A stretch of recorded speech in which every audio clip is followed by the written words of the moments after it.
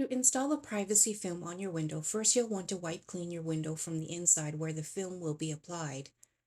Once you have measured and cut your piece of film, remove the clear plastic backing starting from the corner. Then using a spray bottle, spray water onto the entire piece of film. Next, spray the window with water as well. Now you're ready to apply the film onto the window. Once you have lined everything up, start pressing down on the film so it adheres to the window. Use a spatula or a cloth to smooth out any air bubbles. Towards the bottom of the window, use a spatula to line up the edge before cutting any excess film. Now let's go ahead and take a look at the results. The window with the film has a tint and it will now help block the sun's rays and glares. The film will also help reduce heat coming through the window in the summertime and heat loss in the wintertime.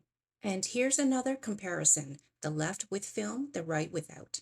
And now with the film applied to both windows, this is what it looks like after dark.